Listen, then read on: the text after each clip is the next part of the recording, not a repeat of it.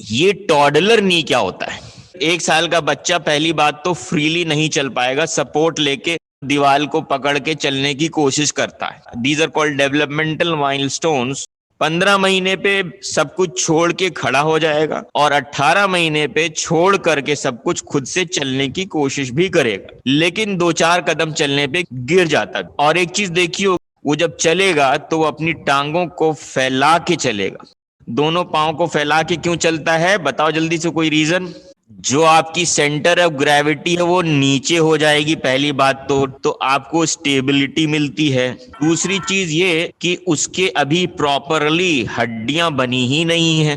Most of the skeleton is cartilaginous, वो growth phase में है। तो उस फेज में अगर तुम उसके नीज को देखोगे तो they will be Boeing of legs. Boeing of legs का मतलब ये होता है कि एक टांग ऐसे जा रही है बच्चे की और एक टांग ऐसे जा रही है, ठीक है? This is called Boeing of legs. समझ में आई बात? बोइंग ऑफ लेग्स यानी घुटने जो हैं बाहर की तरफ ऐसे आर्च्ड होंगे। समझ में आई बात? तो इस तरह के नीज को कहते हैं, we call it as varus deformity, genu varus, ठीक है? लेकिन ये ग्रोथ फेज में है तो ये नॉर्मल है। एडल्ट में अगर ऐसा होगा कि दोनों घुटने दूर पहुंच गए, एक दूसरे घुटने से अलग अलग हो गए, तो जीनू वेरस डिफॉर्मिटी हो जाती है। लेकिन ये चूंकि नॉर्मल है, so remember this type of knee is called toddler's knee. आज मैंने 4 नी तुमको करा दी है, ये चारों नीज पता होने चाहिए। 3 एल्बो करा दिए, तीनों एल्बो पता होनी चाहिए। तो toddlers knee is the Boeing of the knee. Got it? और एक बताएं, ये कंडीशन रिकेट्स में भी हो जाती है, ठीक है? अब एक नी और बता देते हैं, ये वाला है। इस तरह के नीज को क्या कहेंगे? दोनों नीज का कर्वेचर एक ऐसी अंदर, बीमारी होती है जिसमें टांगें ऐसी हो जाती हैं। क्या? नहीं, मुड़ के देख।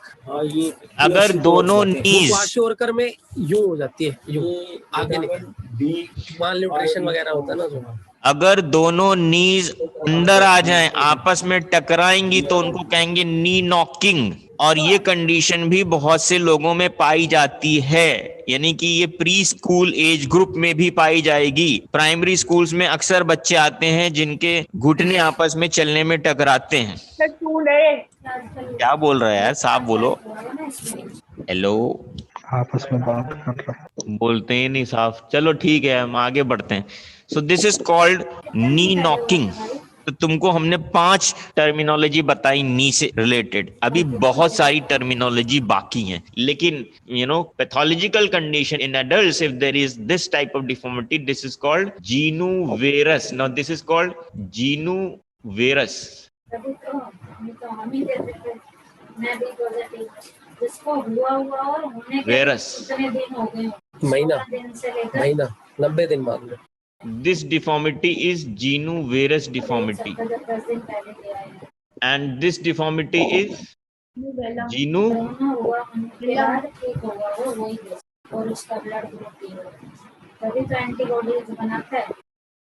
valgus. This deformity is Genu valgus. So knee knocking is Genu valgus and bowing of legs is Genu varus. Adults में, ठीक है? क्या हुआ, थक गए? अटेंडेंस दे के छोड़ दें?